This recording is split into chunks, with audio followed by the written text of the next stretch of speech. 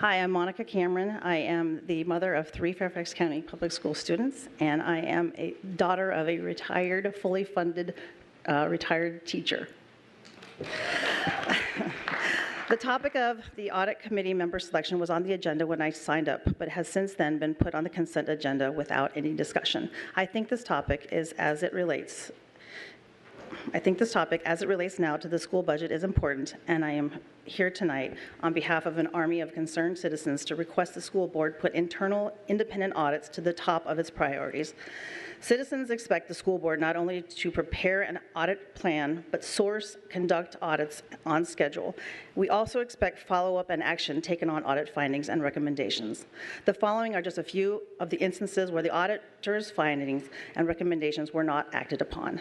In the contract management audit, it was sampled that 67% of all contracts are sole sourced. That means FCPS doesn't compete or request for a proposal or solicitation to compete for best practice.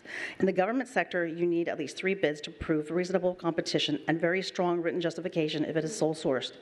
Best case scenario, FCPS has justification for why 67% of its purchases are sole sourced.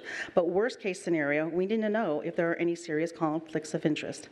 I'm a professional contracts administrator, and this is irresponsible spending, not a best practice for any organization, especially a $2.7 billion organization, and certainly not good stewardship of taxpayer dollars. Number 2, the audit for the carryover of ending balance of $144 million needs to be done immediately. Citizens need assurances that the ending balance is not taxpayer dollars of unrealized projects that continually get turned over as a means to keep hold of the funding. Ending balance should be reviewed annually by an independent auditor reporting to the school board, not an auditor reporting to the superintendent and the COO. Good stewardship would require that funds for a non-contracted project that hasn't been initiated within 2 years should be freed up and used to fund other essential needs. And hey, how about this? Teachers' salary increases.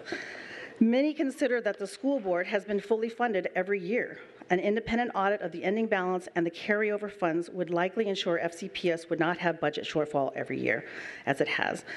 Number 3, audit of the healthcare costs valued at $284 million should be done annually, as do most school systems around the country.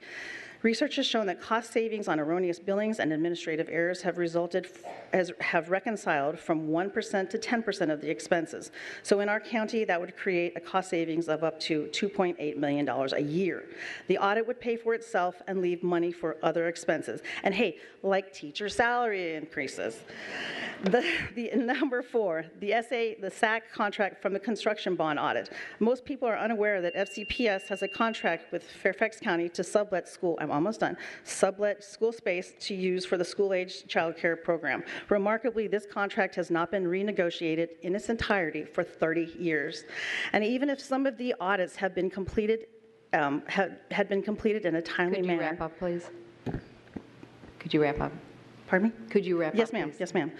This is my last 2 sentences. Even if some of these audits had been completed in a timely manner and actions had been taken by the school board, FCPS could have already saved programs and stopped teachers from leaving to go to other counties for higher salaries. We love our teachers, and we ask that you do your parts to keep them in FCPS by conducting an immediate independent audit of the carryover funds and ending balance. I thank you very much.